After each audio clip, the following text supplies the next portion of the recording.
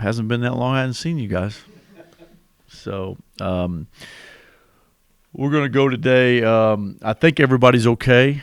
Tim Williams has got a little minor knee sprain that we're going to get checked out. Nothing major. We're going to Cullen and him and Elijah will be kept out of practice today. They'll do a little bit, but not. I'm just doing that on a minute by basis. How many minutes they've played. So we'll get a little bit done today. Not a lot. And then we're preparing for Rice. We'll go over personnel for them tonight and get ready to play. Really satisfied with our game last night. Watched the film. Could have been sharper. Could have done some things better. But all in all, when you get an 18-point win, you'll take that and be happy against a rival in an in-state school. So all in all, I think the guys are pretty good place. Just trying to gear up for the trip after our game on Saturday, and but we talk about it, it's just unique. I mean, we've got Tim Williams in the top 15 in scoring and also top 5 in rebounding. Cullen's leading the league in assists, and he's top 15 in scoring. And you got Elijah's, I think he's 3rd or 4th in scoring. So those 3 guys have done a lot for us. And now I think Sam's coming on. I think you're going to see Dane come on. I think, I didn't think Jordan played up the way he's played, and I thought Tim came in and played well. So, we'll see some guys do some things, but we just got to get some good play. I thought Nick gave some good minutes and Joe gave some good minutes. We'll see. I don't want you to be surprised when we're in Hawaii and we play 4 guards. So that could happen too. So, but everything else is pretty good right now. Coach, with that said, was last night a perfect scenario to get Nick some minutes and maybe give Obacha Burrow? Yeah, just because they have a true center. They got a couple true centers. Wilkins was big, not true centers, but Boular's definitely a true center. And the games that Nick hasn't played, I think they were just bad matchups for him. That's why he played in a Purdue game, and that's why he's played some minutes in other games. And I thought it was a good chance to get him a chance to play. And I thought he did okay. But I think a lot of it is different. It's different in the game than it is in practice. But he showed signs and he's definitely improved. Other than that foul on Goulart there at the end of the first half, did he grade out well on their game film? Yeah, I think plus and minus he was okay. I don't think we had anybody last night that was a minus, but not crazy pluses. But I thought he did good. I mean, I thought he did what he wanted to do. I think he got in a hurry when he caught it one time and shot a hook and didn't hit the rim. I think he had another catch in the paint that he got in a hurry, but then he had a nice catch and finish. So he's getting there. I think a lot of it is just getting used to play. The biggest thing with him, and people don't realize, and most of our kids, because everybody just thinks they're used to playing in front of 15,000 people. I mean, he's barely played in front of 1,000 people. So, that adds to it. Does he understand, Coach, that like that situation at the end of the first half, that I guess if you're going to foul a guy, knock him into the 3rd row as opposed to letting him get the ball up? Yeah, I think he understands that. I think he's just trying not to do anything crazy. I think he's just trying to do what we ask him to do, and he just made a tough play there and didn't keep him from scoring. So that's just part of it. But he'll get better. He's getting there. Was last night's game one of the more physical games of the year? Or was it just kind of the culmination of the grind of non-conference? I think it was weird. It was kind of it's like I said. I just think after watching the tape, I think the energy really got out of the game once Baker got hurt. I just think the energy, the whole first half was kind of, I don't know how you say, I guess it was awkward. I don't know. I just think that there was a lot of energy leading up to that moment, and then after that happened, there just didn't seem to be the same pop in the game that there was. And then when we took control of it, that they just couldn't catch us, and we were able to finish games out now where in the past we struggled, and I think we're getting better at that. Saturday isn't one of the classic right before Christmas or right before Thanksgiving games, but you guys are going away to Hawaii for a week after this. Does this sort of fall under what you guys have fallen, that trap you guys have fallen into in recent years, and are you talking to the guys about that this is one that you could overlook? The Rice game? The Rice game, yeah. I don't think they're overlooking any games. I just I don't think they overlook them. I just think that they just got to come out with the focus that finals and Thanksgiving and Christmas lead to the focus part of it. I don't think they overlook any. I just think the energy and the focus of the game doesn't always take forefront. Coach, can you expand a little bit about holding Elijah and Cullen out because of the minutes they played? Usually that's something you think you might kind of do in conference to see Mm-hmm. with a grind type deal. Is this in preparation for Hawaii and the 2 week stretch you guys got? Or I think I'm just holding them out because I don't want to take a chance of getting them nicked, if that makes sense. We've made it this far, 9 games in, and when you play the minutes that they've played, you just got to make sure that they're healthy and ready to go. So that and Tim's is a little bit more precautionary measure with his knee, but those guys played a lot of minutes, and we're talking as a staff, and they want to know if I wanted to keep Sam and O out too, keep the starters out, and I said not really. O hasn't played. I mean, played 10 minutes at Purdue, played 20 minutes last night. Sam's the same deal. So those guys need work. I think the biggest thing is we'll have a pretty competitive practice today because there's going to be guys competing for roles. That hasn't been solved yet. And, I've kind of thrown some guys in there and some guys don't perform. Then I throw another guy in there. So I'm trying to figure out who that 8 and 9 rotation, maybe 10 rotation is going to be. And, that hasn't been solved yet because nobody's really been consistent enough to do that. So today will be a little bit of a half-court execution deal where they'll play and they'll work on getting better. Is it planned for today or tomorrow? What's that?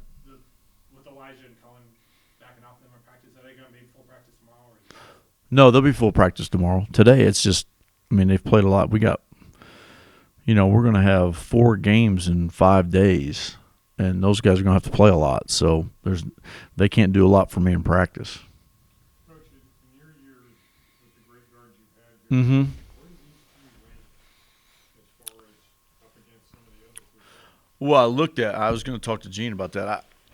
I think when Kendall was a junior and she was a sophomore, I think their stats aren't even close. I think these guys' stats are way better than those guys were. But you got to remember, you don't measure winning, and these guys haven't won anything together yet. Those other guys won some championships, so you only measured.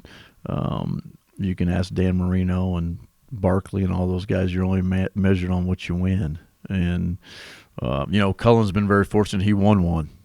And, he's our 4th leading scorer of the year that we won it with a really good team. But they haven't won.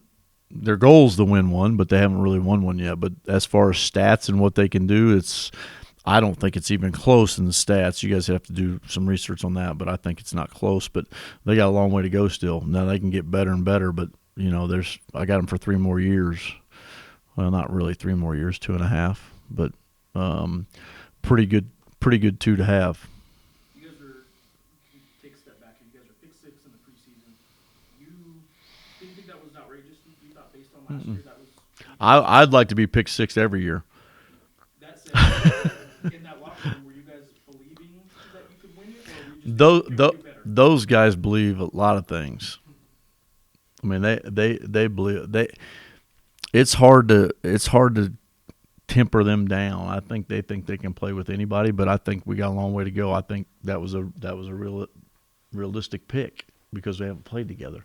So 1 month in, then, are you thinking this is a team that can make a run at a championship? I think we'll be able to compete against anybody we play against. So, I think that's what we've always wanted. That's what we've always wanted a chance to do. I think we can compete with anybody we play against. I think Purdue came out and, they won't say it, but the RPI, and they came out with the new BPI with ESPN, and it's amazing that the more NCAA field was more from the BPI than it was from the RPI. And right now we're 28th there, and Purdue's 1. So I think you guys watched the same game I did, and I thought we competed at a high level at Purdue. So I think they can play with people. We'll see. Conference is different. Are you surprised at all, Coach, considering that you thought 6 was an okay Yeah, I'm surprised where they are now. I'm surprised how well we've done. I mean, we could have very easily went to New Mexico State and lost on the road in our second game of the year. I mean, we could always have a. You guys have been here long enough to know we've always had a hiccup at home, either it be South Dakota State or somebody like that, or we've had those hiccups over the years. We almost got beat by Eustachy Southern Miss team that one year. I think we got beat by Central Florida one year. I mean, we've had some hiccups, and that's what I've stressed to them, that they can do something special that we haven't done since 11, I think 2011, if I'm not mistaken. Is it 10 or 11? Undefeated, non, 2010, 11. yeah, 10, 11. So not a bad memory, but we've had a lot of hiccups, and you guys have covered us. So I think growing and maturing as a group, I think that's big, that they can understand that, and they haven't let it happen yet. Now, they haven't finished Saturday yet. So, but, I feel pretty good about where we are, and proud of what they've done and how well they've played. Now, we haven't played our best basketball, which that's good for us, so we got a lot of growth. I think we're like, you're trying to get that high school degree. I think we're about third grade. So what do you have to do on Saturday? What are your keys? Well, I think the biggest thing, Lee, I think our biggest key is that we can't let them get any momentum or any confidence. I think we got to continue to improve defensively, which I think we really have. I think we've really improved. One thing that we've been criticized over my era here, and since I've been here, not only as a coach but also here, 3-point line, guarding that line. I think that's happened with our length. I think we've really, really showed some toughness, Lee, on just rebounding the ball. Anytime that, New Mexico State's beating everybody like a volleyball game. And I think we showed some toughness last night, that we can rebound and we can do some things with our guards, with our height. But I would like to see better pace on our offense execution. I'd like to see us get in our spots quicker. I'd like to see us not be so nonchalant with some of the passes we make. And I'd like to see a little bit less dribbling, but it's hard, Lee, when you play ball screen offense to not have dribbling. I think I'd like to see a little bit more when you come off the screen. We do this. There's going to be some dribbling when you come off the screen. I'd just like to see a lot more ball reversal and hit them inside a little bit once we get it on one side or back to the other side. But that's just stuff that we got to improve on. But, I'm not going to – I've told y'all we got a long way to go, and I'm just trying to keep them grounded. But I like the way they compete. And I think that's the unique thing, and they're fun to watch. The staff, you got 2 new members, more than a second-year guy in Huss. Are they coming along as much as and are you surprised a little bit by them as much as you are the team? Well, I think I was fortunate enough to get the right pieces. I think that's like, we talk about, we don't recruit stars. We don't recruit McDonald's All-Americans. We don't get, I think Cullen's the last 4-star player we've gotten or, signed here. So we kind of fit pieces of the puzzle. I think this time I just got lucky with Lamont getting the San Diego job. I was able to get Chris, who we knew, and he's kind of like one of us, as we say. And I knew that he was going to be ready just because he was with Majerus, and I got big respect for Rick. And then with Terrence, I just got to, I got to coach him. I got to watch him as a player. I got to scout him when I was a scout. There's just something about him that I knew that he's going to be really good.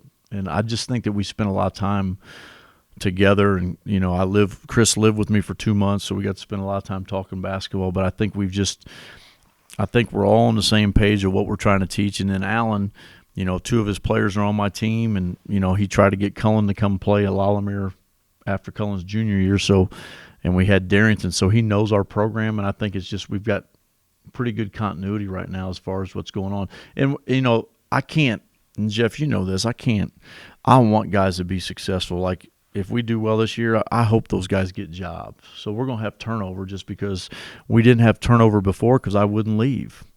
I had a pretty good gig.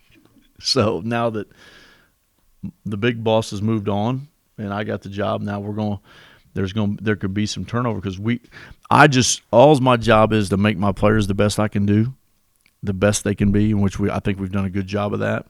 And the guys that have moved on from here and didn't stay, it didn't happen for them. It was happened for most of them that stayed the process and didn't.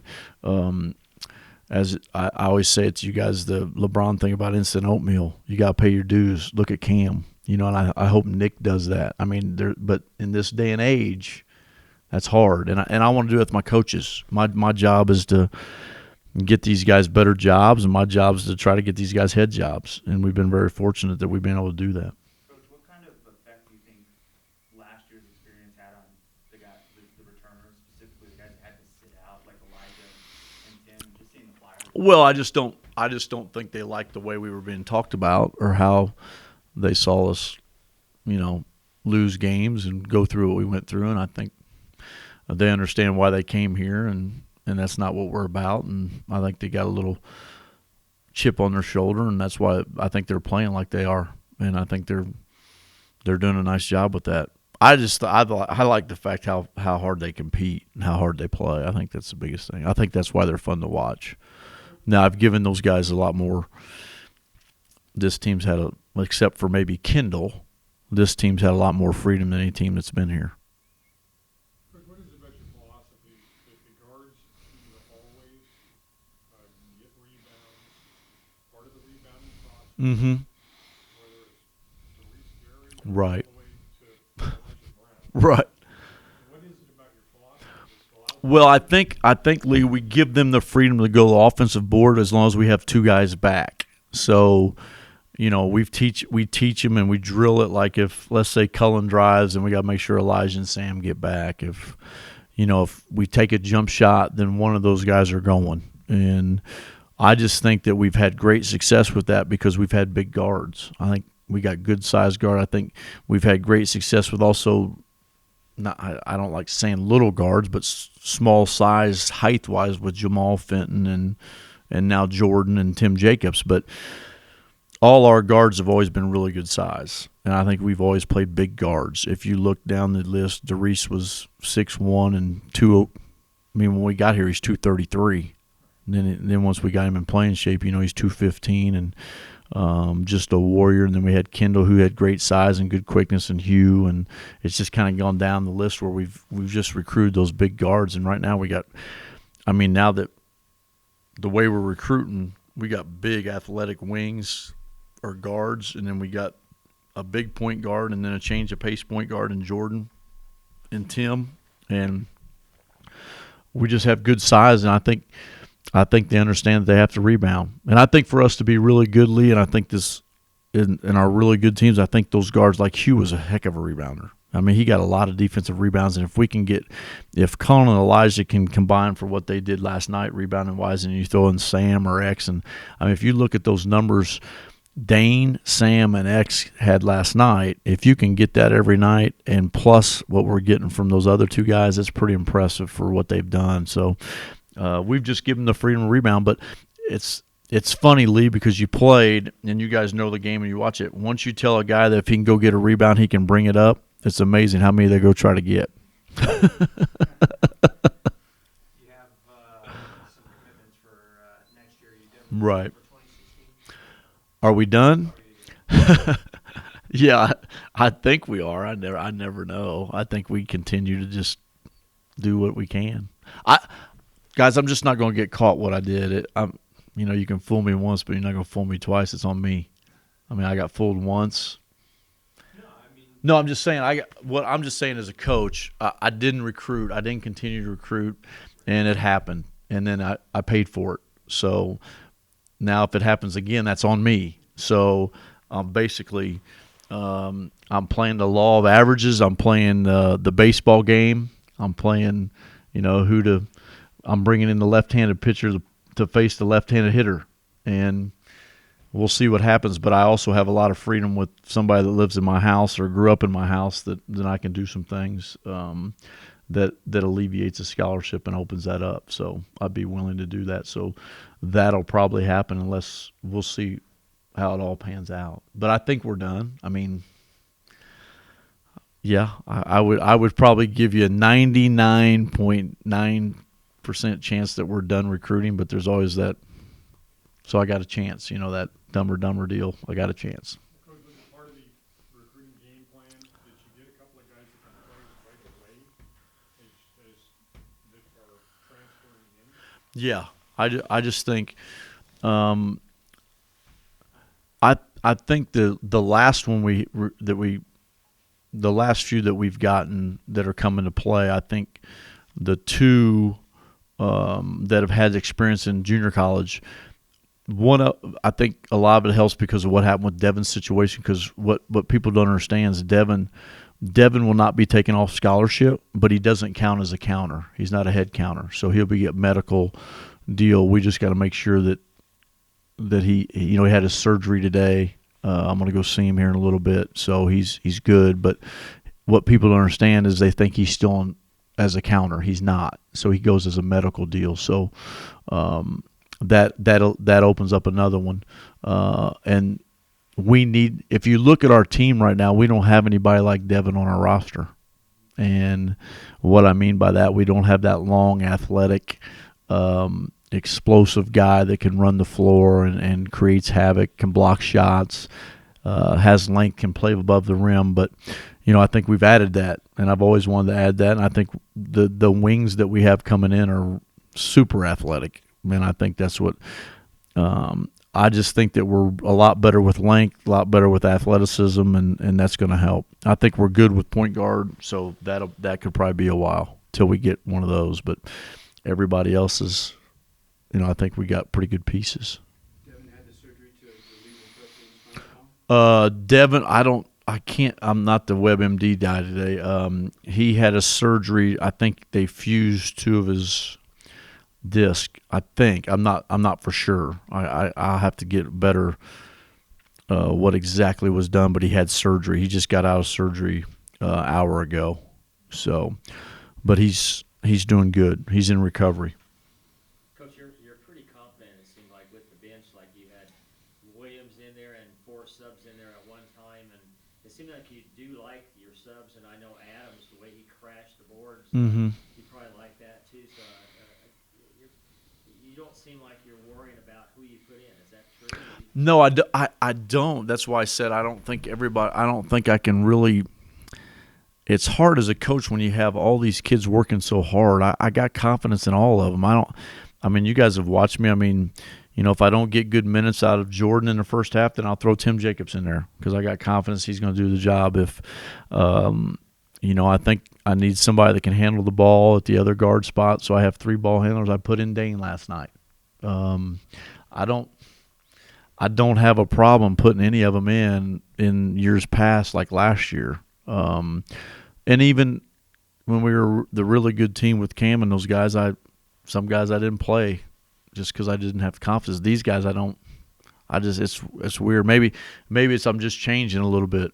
Maybe I'm not as uptight and maybe a little bit more relaxed, and I think that helps them. But everybody that I have on my team, I have a problem putting them in.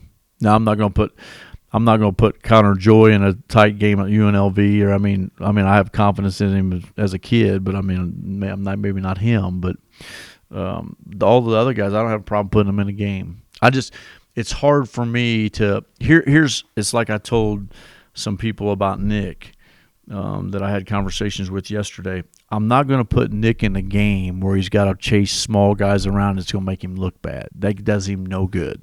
Yeah, we can take advantage of him on the other end, but I'm just not going to put him in a situation where it's not going to benefit him, and he's not going to get anything out of it. Did you run pick and pop with him, Coach? Yeah, we can. But I'm not going to have him go on the other end, and he has to guard pick and pop. Or, if he has to guard like we had to guard in the CSU Pueblo game, or, the game against Oral Roberts where they played 4 guards and 1 big, and I just didn't. It's hard for me to do. I just don't want a guy to look bad, and it's just like I told you. He's getting close to being where I can put him in. I had no problem putting him in right away. I had no problem putting him in at Purdue. I think he's learned enough. I think he's gotten better. It's kind of like I did with DD his first year here. I didn't start him till the San Jose conference game, and then after that I ran with it because he was ready. but he wasn't ready before, and I didn't want to make him look bad. Does he understand that? Nick, it's funny, and you guys been. I don't know if you've been around a lot of Europeans. When you tell them something they don't want to hear, it's I don't understand. And then when you tell them something that they like, then oh yeah. So, I mean, I sometimes I don't know what he understands and what he does. So, I think he understands, but I try to communicate with him, and he's been good. We've been showing him tape, but you know, he'll sometimes when he knows he was wrong, I don't understand, and then when he does something great, oh yeah.